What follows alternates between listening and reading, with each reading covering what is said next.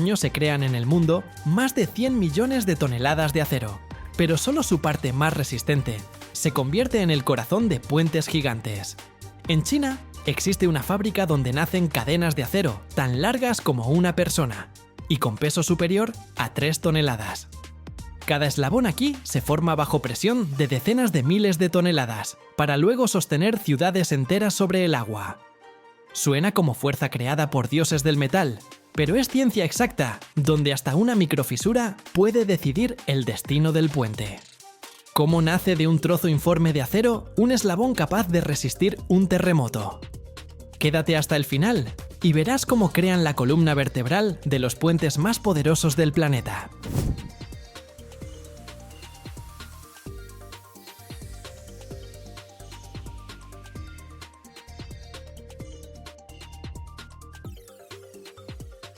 El inicio de la gran historia de cadenas para puentes siempre comienza con laminado de acero, la base, materia prima sin la cual es imposible imaginar cualquier estructura potente. En esta fábrica de China usan aleaciones de acero especiales, desarrolladas específicamente para resistir cargas increíbles. No se parecen al acero común que usamos en vida cotidiana. Es material resistente que combina fortaleza, flexibilidad y durabilidad. Todo necesario para que un eslabón de cadena de puente resista kilotones de presión, impactos climáticos e incluso oscilaciones durante terremotos. El metal llega a la fábrica como grandes barras y bloques de acero. El peso de cada bloque a veces alcanza 3 toneladas, aproximadamente como la mitad de un camión. Imagina esta pieza masiva de metal, que se convertirá en parte de cadena inquebrantable.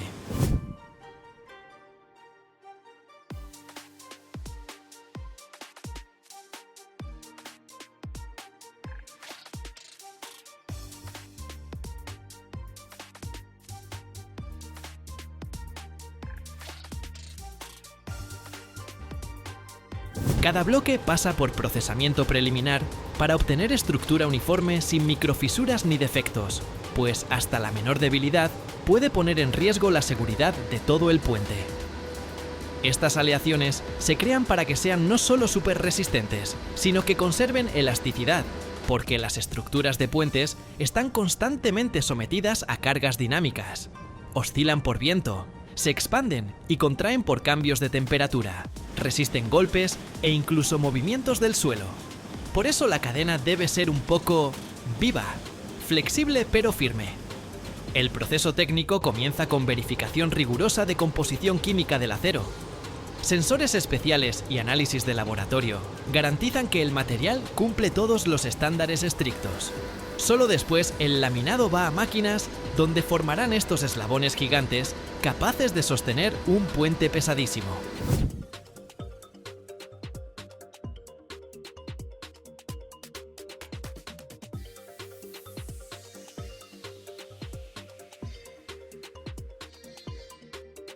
El laminado pasa por prensas de tornillo enormes, máquinas capaces de extraer del metal la forma del futuro eslabón.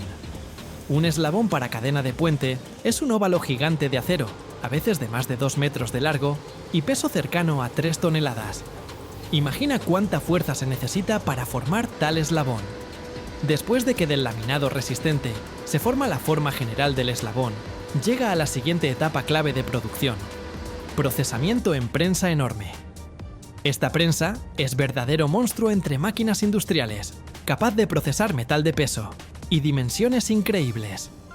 En esta prensa gigante no solo doblan y compactan el eslabón, sino literalmente le dan la forma necesaria para trabajo perfecto de toda la cadena del puente. Aquí ocurre ajuste fino de su geometría, para que cada eslabón se conecte suavemente con el siguiente, sin obstaculizar movimiento, pero asegurando acople firme y confiable.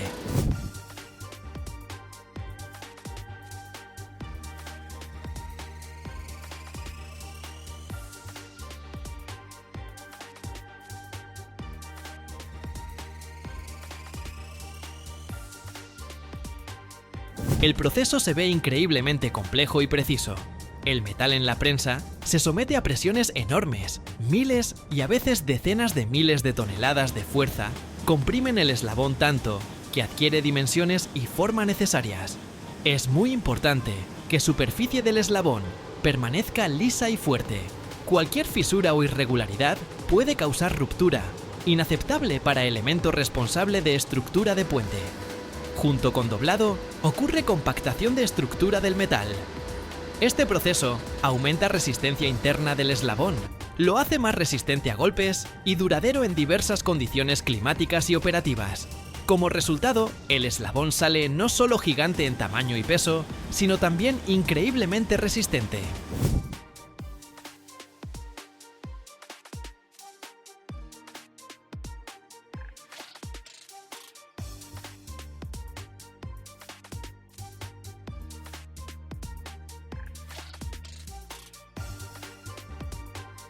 Uno de los momentos clave es ajuste de dimensiones precisas. Los eslabones deben ser perfectamente compatibles para formar en conjunto una cadena móvil pero fuerte. El siguiente eslabón debe pasar libremente por el anterior sin atascos, pero al mismo tiempo no permitir holgura ni aflojamiento. Cada detalle tiene impacto colosal en confiabilidad general del puente. La precisión con que trabaja la prensa se logra mediante control computarizado y sensores que controlan no solo presión, sino forma del metal en tiempo real. Es proceso de alta tecnología que combina múltiples máquinas y personas para crear producto perfecto. Tras salir de la prensa, el eslabón pasa a procesamiento adicional: pulido, lijado, inspección. Allí se verifica en busca de defectos mínimos, se mide tamaño exacto y se evalúa preparación para ensamblaje en cadena.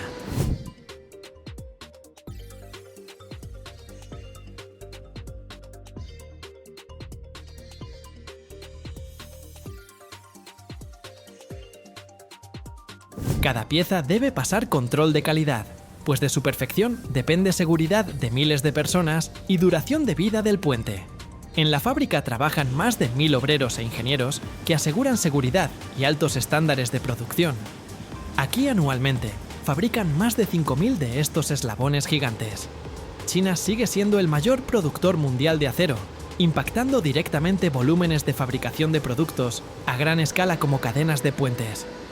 Según resultados de septiembre de 2025, la producción de acero en China fue aproximadamente 73.500.000 toneladas, aunque 5% menos, comparado con año anterior, aún hace enorme contribución al mercado mundial del acero.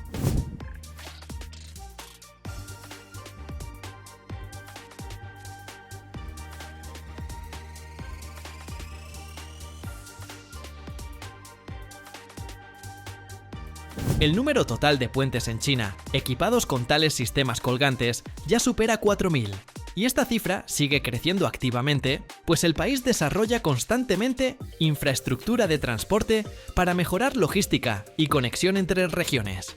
Para comparar, en el mundo hay cerca de 10.000 grandes puentes colgantes, y aproximadamente un tercio de ellos tiene precisamente tales cadenas gigantes de acero fabricadas con tecnologías similares a las usadas en esta fábrica de China. El crecimiento de exportación de acero desde China tiene impacto sustancial en precios mundiales de estos productos metálicos. Primero, la expansión de suministros al mercado internacional crea presión adicional sobre oferta, lo que frecuentemente lleva a reducción de precios.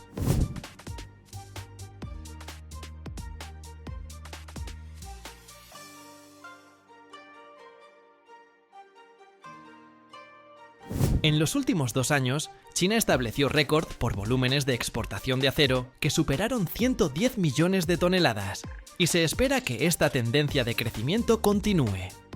Mientras tanto, la producción interna de acero en China disminuye y el consumo cae, lo que obliga a productores a buscar mercados externos. Como resultado, surge riesgo de saturación del mercado mundial, y productores locales en otros países sienten necesidad de bajar precios para mantener competitividad. Italia planea para 2026 completar el puente colgante más grande del mundo, con longitud superior a 3 kilómetros. Para tales puentes se necesitan cadenas de acero superresistentes para sostener estructuras en zonas sísmicas, confirmando aplicación futura de tecnologías de fabricación de eslabones gigantes.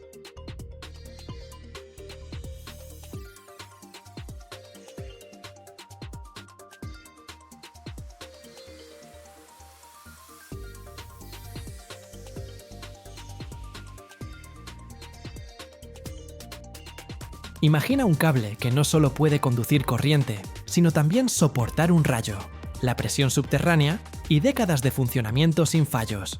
¿Dónde nace? En fábricas donde el cobre se estira hasta el grosor de un cabello y los polímeros se funden en torres tan altas como un edificio de 10 pisos. Aquí se crean las arterias de la energía, las mismas que alimentan ciudades enteras.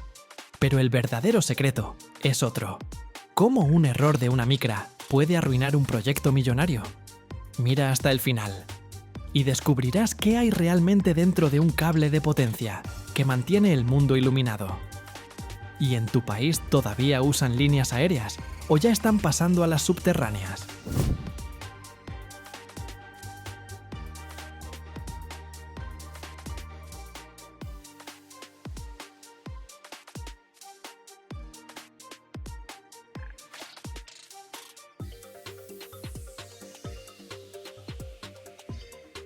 Una parte significativa de la red energética de Estados Unidos fue construida hace varias décadas y necesita modernización.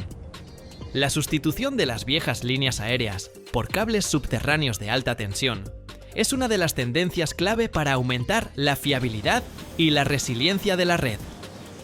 Nos encontramos en las instalaciones de una de las empresas líderes en la producción de productos de cable, donde nacen las soluciones para la infraestructura energética del futuro. Es un complejo de alta tecnología que combina años de experiencia, desarrollos científicos avanzados y los equipos más modernos. Nuestra misión es proporcionar al mundo cables fiables, eficientes y seguros, capaces de soportar cargas extremas y funcionar en las condiciones más difíciles. Cada gran proyecto comienza con elementos fundamentales. Para nosotros, esto es materia prima de alta calidad. En la base del cable se encuentra el conductor, el corazón que conduce la corriente eléctrica.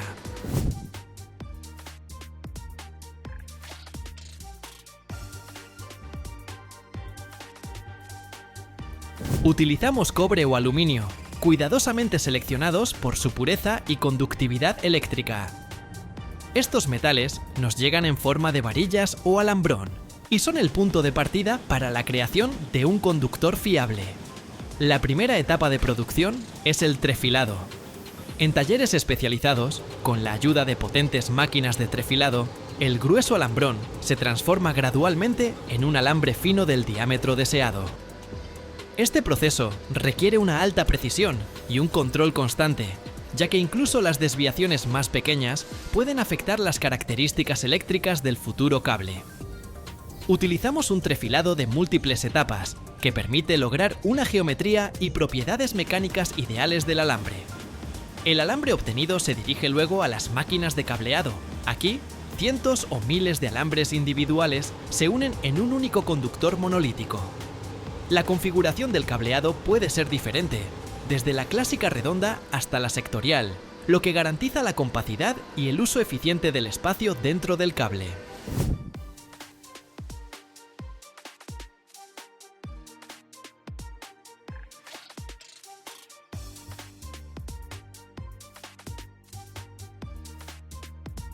El cableado no solo le da resistencia al conductor, sino que también optimiza sus características eléctricas, reduciendo el efecto pelicular y las pérdidas de energía. Cada conductor pasa por un estricto control de calidad para garantizar la ausencia de defectos. Una vez que el conductor está formado, llega una etapa críticamente importante: la aplicación del aislamiento. Es el núcleo de la protección del cable, que garantiza su resistencia eléctrica y seguridad. Los cables de alta tensión requieren el más alto nivel de aislamiento, por lo que utilizamos materiales poliméricos modernos.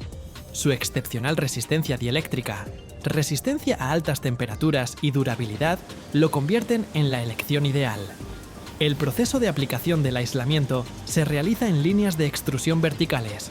Son una de las estructuras más altas de nuestra fábrica, alcanzando varias decenas de metros. Aquí, el conductor pasa por un cabezal de extrusión especial, donde en una sola pasada se le aplican 3 capas: una pantalla semiconductora interna, el aislamiento principal de polietileno reticulado y una pantalla semiconductora externa.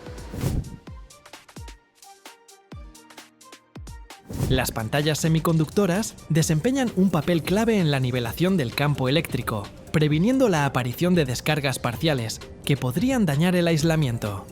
Este proceso se lleva a cabo en condiciones de absoluta limpieza, en las llamadas salas blancas, donde se controla estrictamente la cantidad de partículas de polvo en el aire para evitar cualquier impureza en el aislamiento.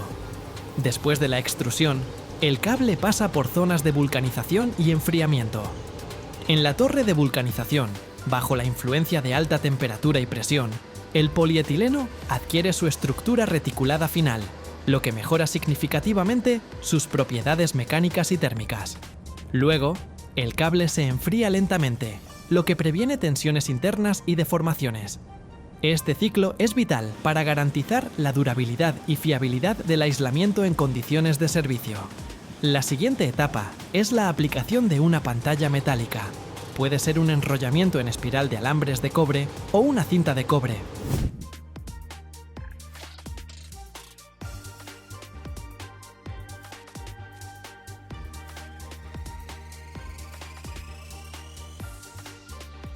La pantalla metálica cumple varias funciones importantes.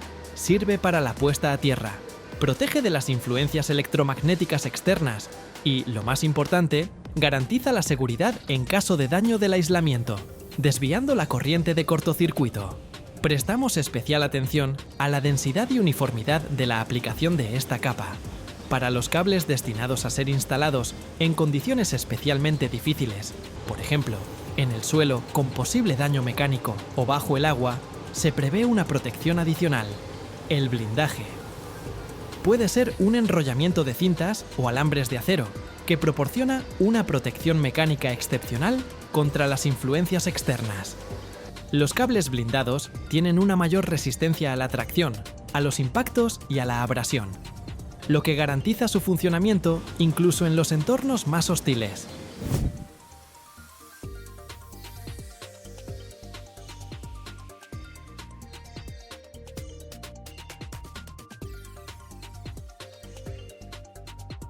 La etapa final es la aplicación de una cubierta protectora externa. Está hecha de compuestos poliméricos especiales, resistentes a la radiación ultravioleta, la humedad, los productos químicos y los daños mecánicos. La cubierta externa es la primera línea de defensa de todo el cable, protegiéndolo de los factores agresivos del medio ambiente. Utilizamos diferentes tipos de cubiertas, dependiendo de las condiciones específicas de servicio, incluidos materiales que no propagan la llama para aumentar la seguridad contra incendios. Realizamos pruebas de alta tensión, verificamos la resistencia dieléctrica del aislamiento, medimos las descargas parciales. Son chispas microscópicas que pueden indicar defectos ocultos en el aislamiento. Nuestro objetivo es detectar cualquier punto débil potencial antes de que el cable salga de la fábrica.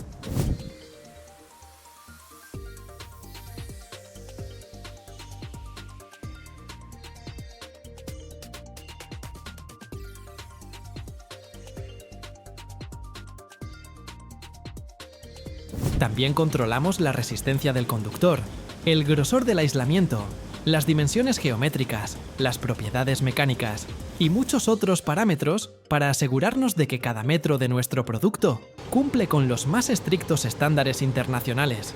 Además, se realizan pruebas de durabilidad, resistencia a los ciclos de calentamiento-enfriamiento, exposición a ambientes agresivos y radiación ultravioleta.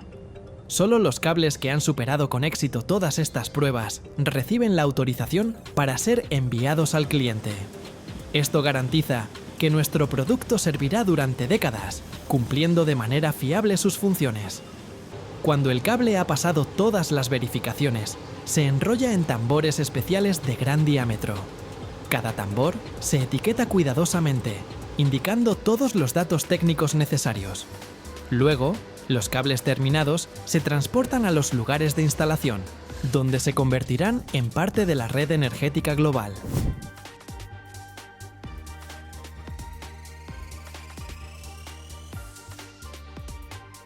Es importante señalar que la fiabilidad de una línea de cable no solo depende del propio cable, sino también de la calidad de su instalación y de la colocación de los terminales y empalmes. Estos componentes son una parte integral del sistema de cable, asegurando una conexión eléctrica fiable y la hermeticidad del cable. Nuestros especialistas también proporcionan consultas y formación sobre la instalación correcta para garantizar el funcionamiento impecable de todo el sistema.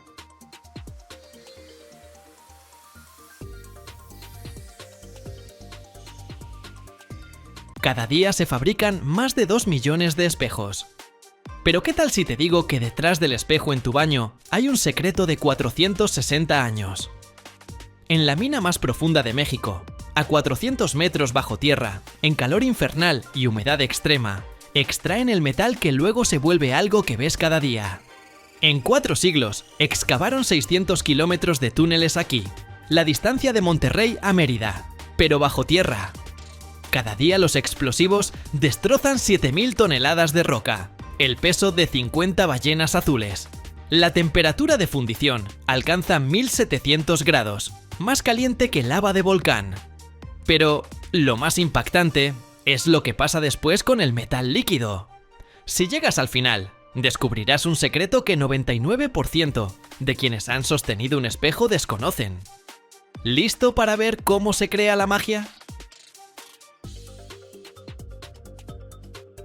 En México, que produce más plata que cualquier país con el 20% de la oferta mundial, está la mina de plata más grande del mundo en zona árida. Desde que empezaron las excavaciones en 1566, en la mina de Proaño se extrajeron 30.000 toneladas de plata.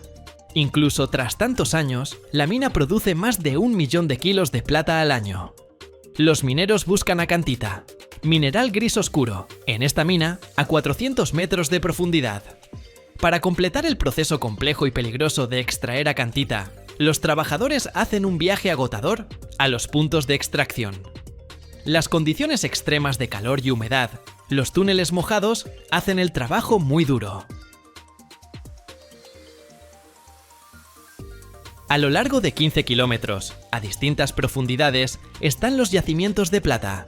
Para extraer continuamente el mineral, los trabajadores abren nuevos túneles de 3.000 metros cada mes.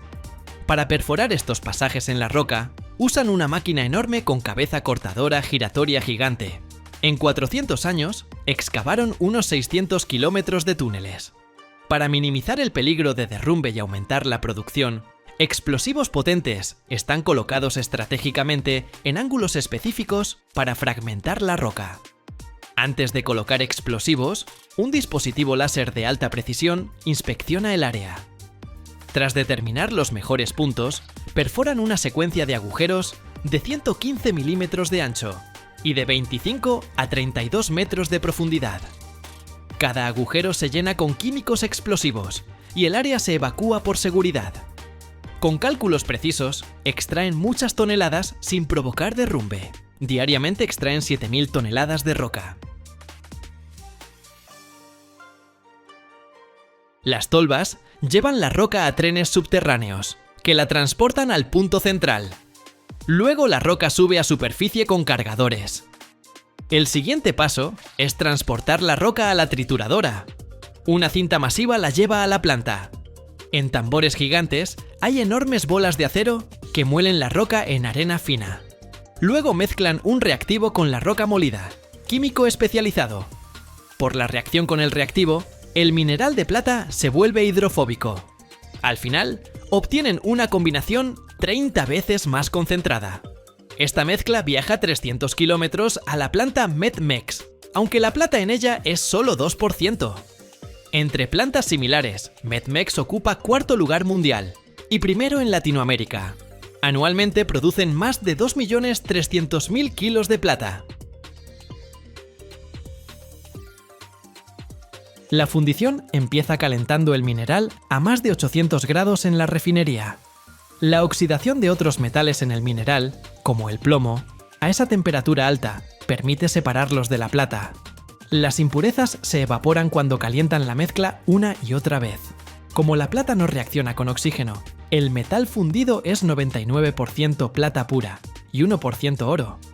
Para separar la plata del oro, vierten el metal fundido sobre placas que sumergen en solución de nitrato de plata. Al agregar electricidad, la plata va a la placa negativa y el oro queda en la placa positiva. El fabricante de espejos recibe la plata tras purificarla hasta estado suficientemente puro. El vidrio es el primer paso para crear espejos, y la arena de cuarzo es el elemento clave para hacer vidrio. La arena debe tener alto contenido de sílice y no tener arcilla, polvo u óxidos metálicos. Para facilitar el proceso, usan carbonato de sodio como fundente, que baja la temperatura de fusión de la arena. El vidrio se vuelve más resistente y duradero si agregan piedra caliza. Cuando las proporciones están ajustadas, las ponen en un horno que soporta temperaturas muy altas. El vidrio, líquido espeso, se forma al calentar la mezcla a más de 1700 grados en el horno. 15 toneladas de este vidrio se transforman en el crisol en su forma final. El vidrio sale del horno tras fundirse completamente y eliminar impurezas. El equipo de moldeo se enfría con agua para evitar roturas, cuando el vidrio fundido se vierte continuamente. El vidrio se enfría gradualmente al salir del baño de enfriamiento, con temperatura inicial de 600 grados, para eliminar tensión interna y reducir probabilidad de fractura o deformación. Según tamaño y grosor del vidrio, este proceso puede tomar varias horas o días. La siguiente etapa es corte e inspección del vidrio. Primero cortan el vidrio verticalmente con rodillo de carburo de tungsteno. Luego separan en tiras para la siguiente etapa. Las cuchillas recortan bordes de las láminas mientras se mueven en cinta. Los recortes caen en canal para reciclar. Tras transferir cuidadosamente las láminas a control, las colocan verticalmente para inspección. Los inspectores examinan cada lámina bajo lámparas fluorescentes, buscando defectos, burbujas, inclusiones, rayones, manchas, etc. Aquí identifican defectos que afectan calidad y apariencia del vidrio. El fabricante de espejos recibe el vidrio empaquetado cuando pasa inspección. En la fábrica de espejos, aplican capa delgada de plata sobre un lado de las láminas de vidrio, volviéndolas espejos. Para obtener nitrato de plata, primero disuelven plata sólida en ácido nítrico. Tras bajar las láminas de camiones, hacen limpieza exhaustiva para eliminar todo rastro de polvo, suciedad, aceite y contaminantes. Rocían sobre el vidrio capa fina de óxido de cerio, polvo de minerales de tierras raras y agua. Tras esto, aceites y contaminantes se desprenden de las superficies, dándoles brillo. Lavar cada panel así toma aproximadamente 1 minuto. El siguiente paso es usar agua desmineralizada caliente a alta presión para enjuagar el vidrio y eliminar residuos de contaminantes. Para garantizar seguridad de metales que aplicarán después, usan agua desmineralizada. Para que la plata se adhiera bien al vidrio, el primer metal a aplicar es estaño líquido. El uso de estaño como base es necesario, pues la plata no forma enlaces directos con vidrio. Cuando la plata líquida toca el estaño sólido, se solidifica gracias a activador químico, incluido en la mezcla. Con esta técnica, usan aproximadamente 700 miligramos de plata por metro cuadrado. Para convertir la plata en forma metálica, rocían químico reductor sobre la superficie. El recubrimiento de plata transforma el vidrio transparente en espejo cuando solidifica y enfría. Enjuagan y eliminan el exceso de plata. Para obtener el grosor deseado de capa reflectante, que varía según requisitos del producto y reflexión necesaria, controlan cuidadosamente la cantidad de plata aplicada. El recubrimiento de plata está protegido por 2 capas de pintura en la parte posterior del espejo. Las 2 capas dan protección adicional tras que el recubrimiento de cobre previene el deslustre. Eliminan hasta la última gota de cobre. Después, secan el panel en secador a 71 grados durante 75 segundos, eliminando humedad restante de la superficie. En la siguiente etapa, el panel pasa por cortina de pintura, máquina que recubre continuamente la cinta con pintura, para proteger la capa de plata de daños y corrosión. El lado del cobre debe estar hacia arriba. El recubrimiento se cubre y protege de influencias externas por capa de pintura, generalmente gris, que da opacidad. Finalmente, hornean el espejo pintado a 99 grados, exactamente 1 minuto 45 segundos, tiempo en que la pintura seca. Siguiente paso es aplicar segunda capa de pintura, esta vez de otro tono. Tiempo de secado de esta capa es el doble que la primera, a 118 grados. Para eliminar residuos de metal del espejo, usan baño de ácido. Luego voltean el espejo a posición vertical para que en inspección eliminen todos los defectos, incluidas burbujas. Luego dan forma y tamaño a los paneles de espejo según especificaciones con máquina de corte controlada por computadora. Para pulir el espejo, usan disco de metal de carburo resistente. Para hacer espejo esférico, la máquina dibuja cuadrados en el panel con herramientas especiales. Luego usa estos cuadrados para trazar círculos. Los trabajadores primero dividen cuadrados y luego pasan a círculos. Los espejos se empaquetan con especial cuidado para garantizar su preservación durante transporte y manejo tras completar corte y pulido.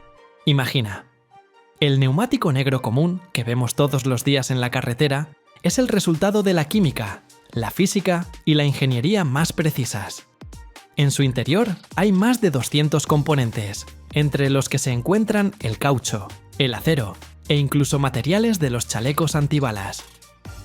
Soporta temperaturas de más de 2000 grados en las pruebas y recorre millones de kilómetros de tests antes de llegar a las ruedas de tu coche.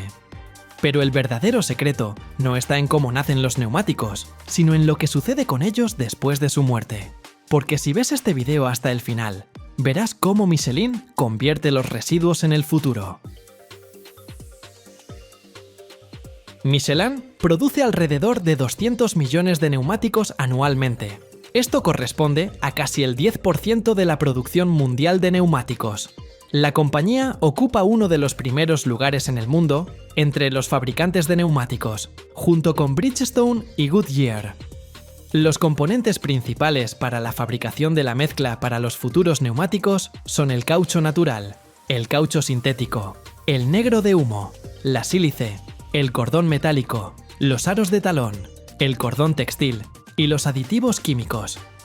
El caucho natural se produce a partir de la savia del árbol de hevea, que crece en regiones tropicales como Tailandia, Indonesia y Malasia. Es el componente principal para crear la banda de rodadura, que garantiza el agarre a la carretera.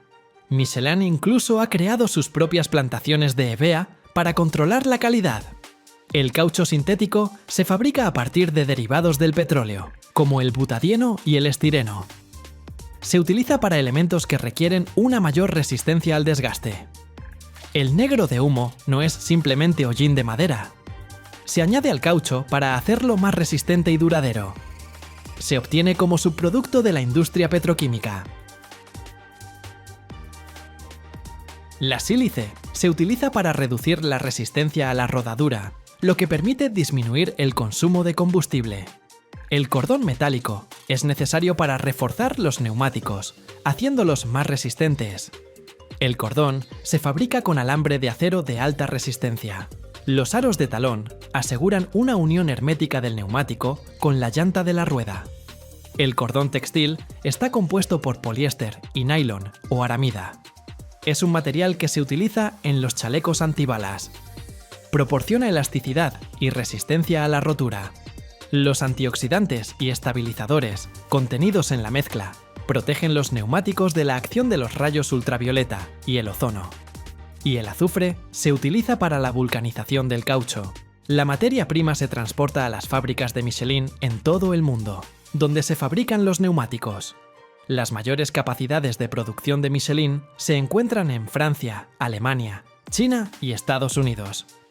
En general, Michelin tiene más de 70 fábricas en 17 países, incluyendo Estados Unidos, Francia, China, Italia, Brasil y Tailandia.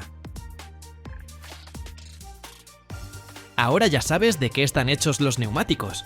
Y ahora vamos a ver cómo se fabrican. El caucho, el negro de humo, La sílice y los aditivos químicos se mezclan en mezcladoras especiales a una temperatura de unos 170 grados Celsius. La mezcla obtenida se lamina varias veces entre rodillos para lograr una consistencia homogénea. Michelin utiliza fórmulas de mezcla patentadas que se desarrollan en sus propios centros de investigación. Por ejemplo, para los neumáticos de gama alta, a la mezcla se le añaden nanocompuestos para mejorar el agarre. Michelin produce neumáticos para diferentes sectores. Esto incluye coches de pasajeros, camiones y neumáticos para coches deportivos que participan en carreras, así como para aviones. Para la producción de neumáticos Michelin, se utilizan anualmente más de 800.000 toneladas de caucho natural. Esto representa aproximadamente el 10% del consumo mundial de este material. Y de caucho sintético, se utiliza alrededor de 1.200.000 toneladas. A continuación, de la mezcla se hace la banda de rodadura. Mira cómo el caucho se estira en largas cintas y luego se corta al ancho necesario. Los flancos se forman por separado, añadiendo elementos decorativos, logotipos e inscripciones.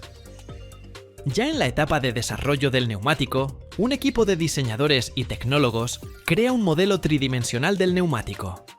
De este modelo se hace posteriormente una matriz. El grabado en la matriz se realiza con láser o con herramientas mecánicas de alta precisión.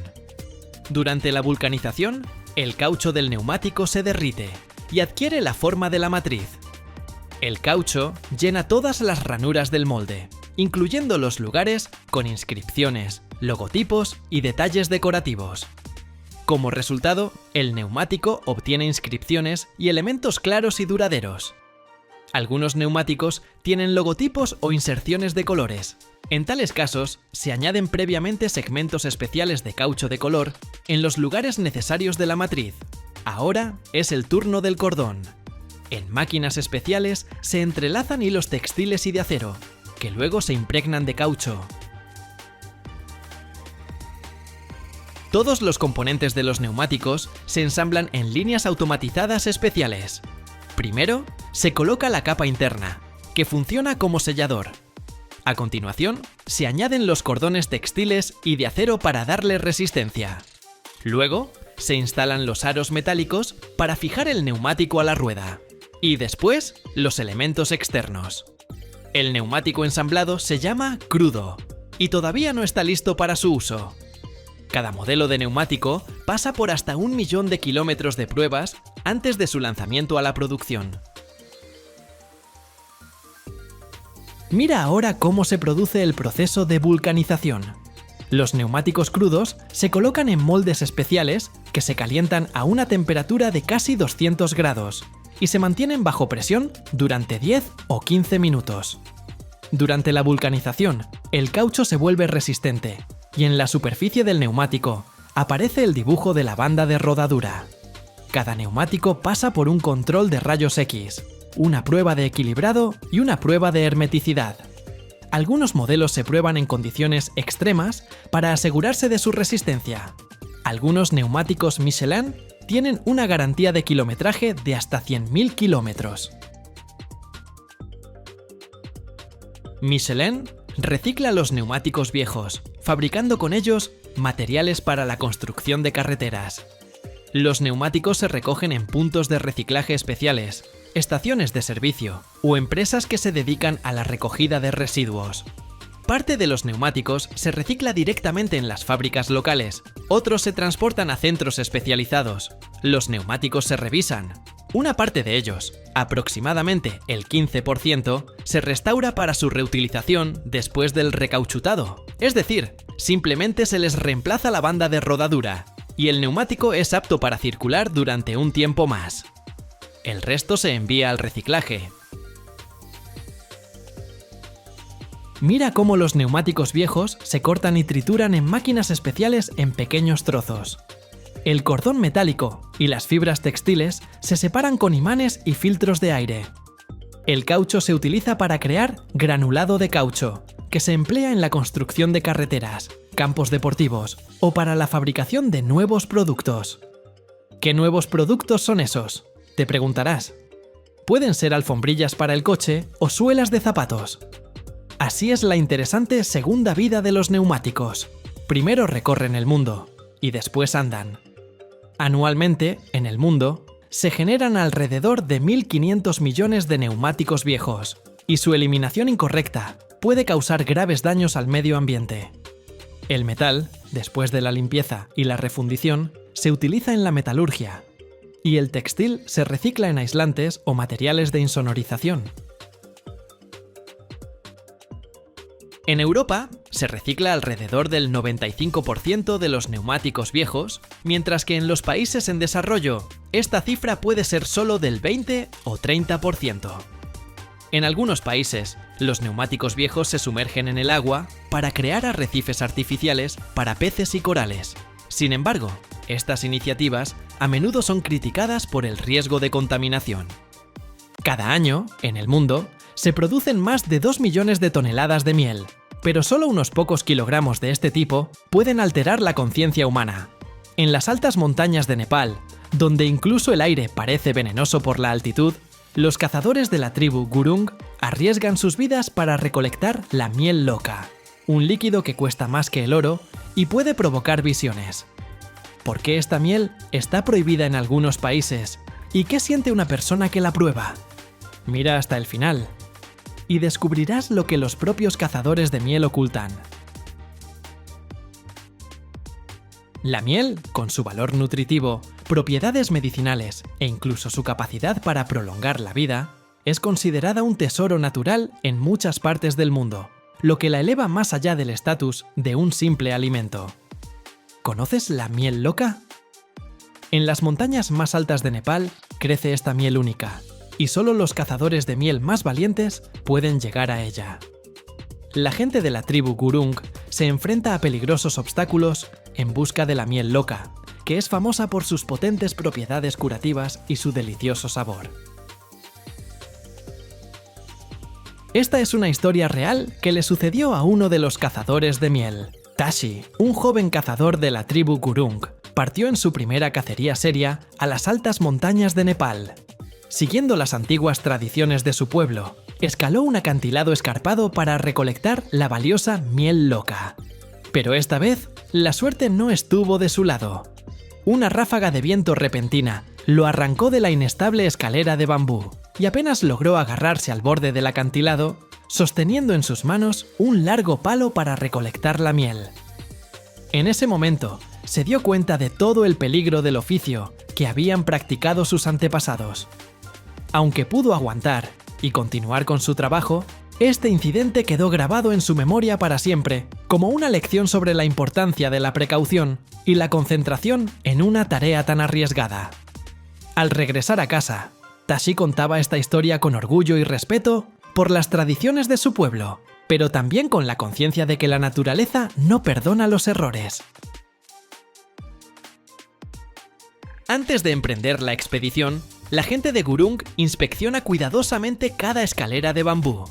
Para cada búsqueda de miel, es necesario ser valiente y estar bien preparado, ya que todas son bastante difíciles.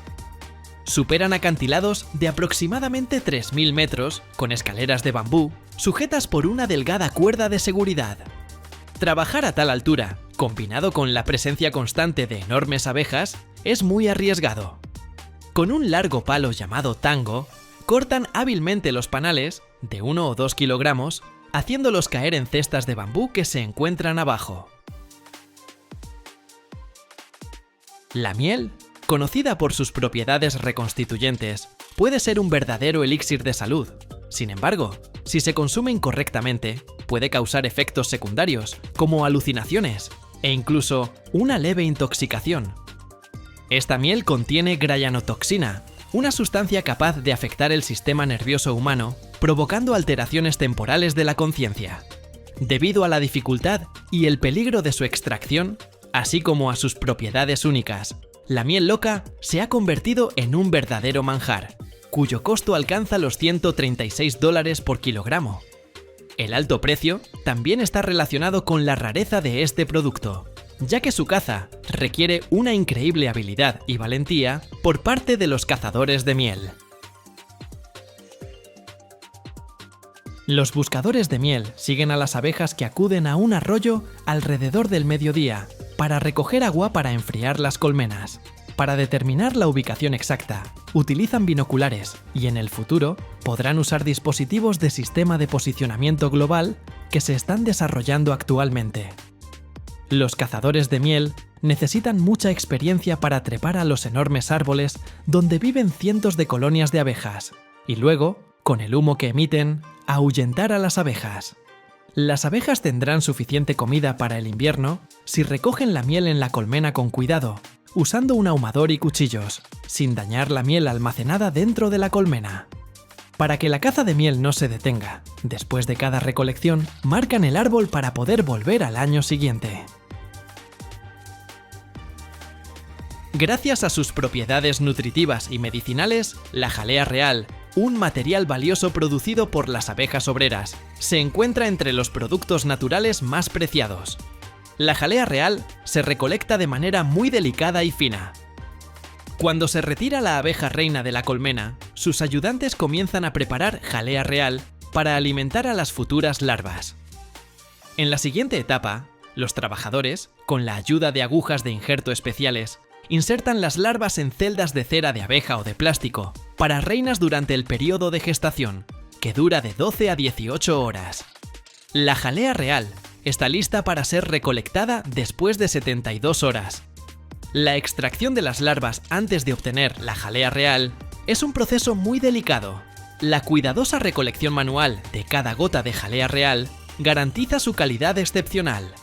La cantidad máxima de jalea real que una colmena puede producir es de 22 kilogramos, y la jalea real de la mejor calidad, elaborada por abejas alimentadas con flores de colza, puede costar hasta $150 por kilogramo. La demanda mundial de jalea real, promocionada como un elixir de salud, está en constante crecimiento. Cuando escuchas la frase «la miel más cara del mundo», la expresión «miel de manuka» probablemente sea lo primero que te viene a la mente. Los bosques vírgenes de Nueva Zelanda son la fuente de la miel de manuka, la variedad más cara del mundo. Los frascos de 230 gramos de miel de manuka cuestan $4.664 cada uno. Y no es para menos. Este néctar, que habita en las colmenas, es a la vez raro y nutritivo. Uno de los numerosos beneficios para la salud y la belleza de la miel de manuka es la presencia del compuesto químico antibacteriano metilglioxal, o MgO. Recolectar la miel de manuka es muy difícil, ya que las abejas tienen que volar 6 kilómetros para llegar a los lugares de floración, y la temporada de floración dura solo 12 días al año. La recolección de la miel de manuka requiere todo un conjunto de conocimientos especiales y equipos de última generación. La miel se recolecta y extrae con equipos complejos y helicópteros durante un periodo de 2 a 6 semanas. Esto explica por qué pagarás 20 veces más por la miel de manuka que por la miel común. Según el libro Guinness de los Récords, un kilogramo de la miel turca Centauri puede costar hasta $10.800, lo que la convierte en la miel más cara del planeta en 2021. La miel, con cualidades medicinales y gustativas, recolectada en colmenas y cuevas a una altitud de entre 1.900 y 3.000 metros, absorbe los minerales de su duro entorno. La producción anual es de solo 33 kilogramos y el proceso de recolección tarda 15 años, por lo que es bastante rara. El nombre del comprador y el hecho de que cada frasco se llena a mano y se recubre de oro subrayan su singularidad y valor. Los antiguos egipcios practicaban la caza de miel silvestre, uno de los métodos de recolección de miel más antiguos que se conservan. Esta actividad data de hace 4.500 años. En las antiguas pinturas egipcias, los apicultores, con la ayuda de cuerdas y velas, escalaban acantilados escarpados o árboles para obtener la miel. Estas pinturas, que son una parte integral de la apicultura moderna, representan el uso del humo por parte de los antiguos egipcios para apaciguar a las abejas.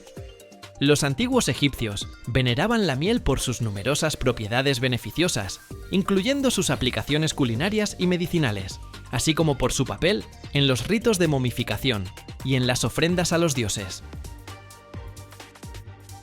Cada año, en el mundo, se consumen más de 13 millones de toneladas de caucho natural, un material sin el cual no existiría ni un solo neumático, guante o junta de aviación. Pero pocos se preguntan, ¿de dónde proviene esta sustancia elástica? En algún lugar de los trópicos, entre los húmedos bosques de Tailandia y Malasia, miles de trabajadores, antes del amanecer, cortan la corteza de los árboles para recolectar un líquido blanco, el látex, que luego convierten en caucho. ¿Cómo exactamente, a partir del simple jugo del árbol de Hevea, nace un material que mueve coches, aviones e incluso programas espaciales? ¿Y qué secreto esconden estas plantaciones, donde día tras día nace uno de los recursos más importantes de la humanidad? Mira hasta el final y verás lo que no se muestra a los turistas.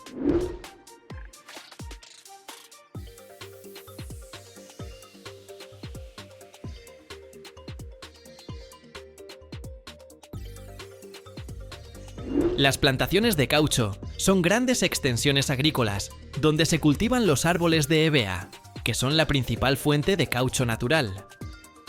Estas plantaciones suelen estar ubicadas en regiones tropicales, ya que la Hevea necesita un clima cálido, una gran cantidad de precipitaciones y humedad para un crecimiento óptimo. La historia de las plantaciones de caucho se remonta al siglo XIX, cuando el inglés Henry Wickham sacó semillas de Hevea de Brasil y las llevó al Real Jardín Botánico de Kew en Gran Bretaña. Desde allí, los jóvenes plantones fueron enviados a las colonias británicas en el sudeste asiático, en particular a Malasia y Sri Lanka, donde comenzó el cultivo a gran escala. Hoy en día, los mayores productores de caucho natural son Tailandia, Indonesia, Malasia y Vietnam.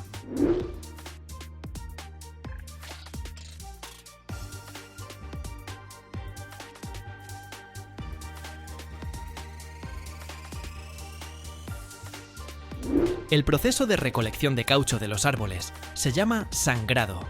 Los trabajadores hacen incisiones poco profundas en la corteza del árbol en ángulo, generalmente temprano en la mañana, cuando la savia, es decir, el látex, fluye más activamente.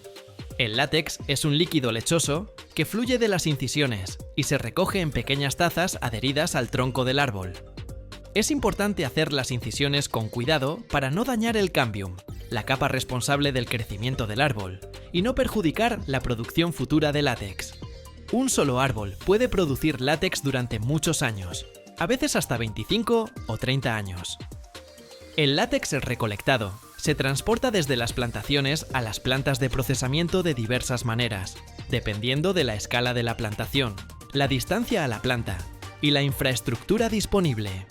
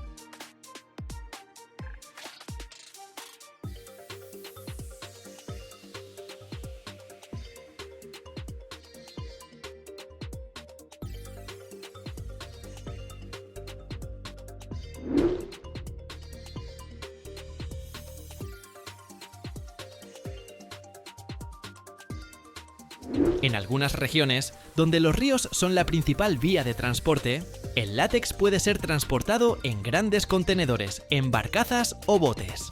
El objetivo principal del transporte es llevar el látex a la planta de procesamiento lo más rápido posible y en su estado inalterado, para garantizar la calidad del producto final. En las plantas de procesamiento, el látex recolectado de las plantaciones de caucho pasa por un proceso complejo pero bien establecido, cuyo objetivo es separar el caucho puro del agua y otras impurezas. Este proceso comienza inmediatamente después de la llegada del látex a la planta y consta de varias etapas clave que aseguran la obtención de caucho crudo de alta calidad.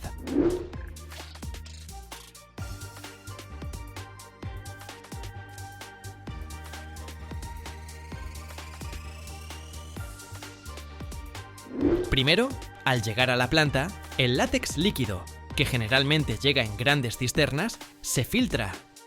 Esta etapa inicial de filtración ayuda a eliminar cualquier impureza mecánica grande, como trozos de corteza, hojas u otro material vegetal que pudiera haber entrado durante la recolección en la plantación o el transporte.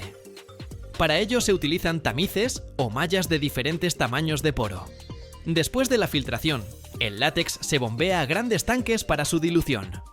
Generalmente, el látex recolectado de los árboles tiene una concentración de sólidos de alrededor del 35%. Para su posterior procesamiento, se diluye con agua limpia hasta una concentración menor y más manejable, que a menudo es del 20%. Esta dilución ayuda a facilitar el proceso posterior de coagulación y a garantizar la uniformidad del producto obtenido.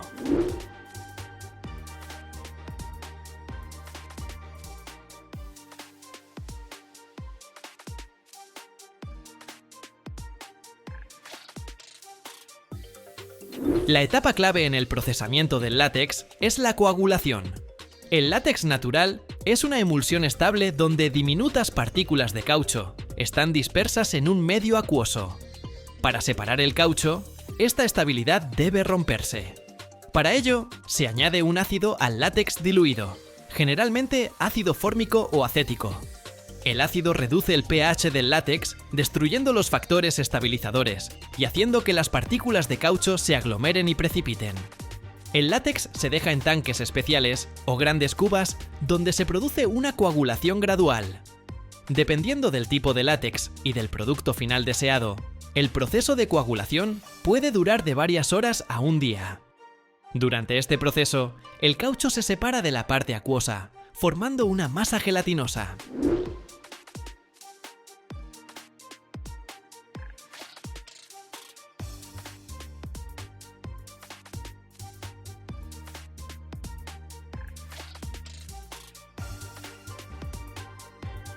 Cuando la coagulación está completa, la masa de caucho obtenida, que tiene el aspecto de una lámina blanda y gelatinosa, se retira con cuidado de las cubas.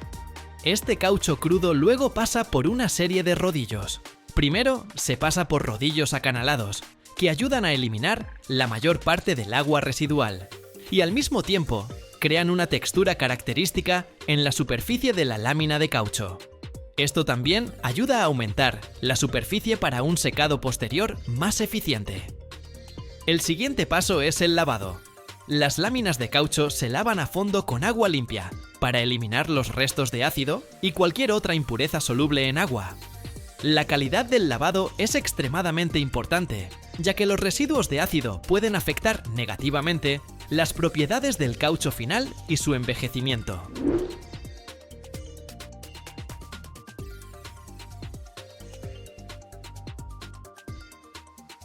Después del lavado, las láminas de caucho están listas para el secado. Esta es una de las etapas más importantes, ya que de la eficiencia del secado dependen la calidad y la estabilidad del producto. El secado puede realizarse de diferentes maneras. Tradicionalmente, las láminas se cuelgan en cámaras de secado especiales, donde se exponen a humo caliente. El humo no solo seca el caucho, sino que también le da su característico color marrón dorado y propiedades fungicidas, lo que ayuda a prevenir el desarrollo de moho. El proceso de secado y ahumado puede durar de varios días a una semana.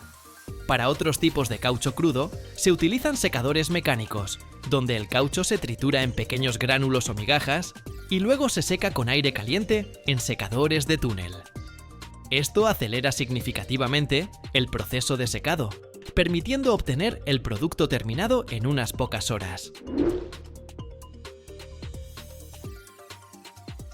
Después del secado, las láminas o gránulos de caucho terminados se clasifican por calidad según las normas internacionales y luego se prensan en grandes bloques o balas.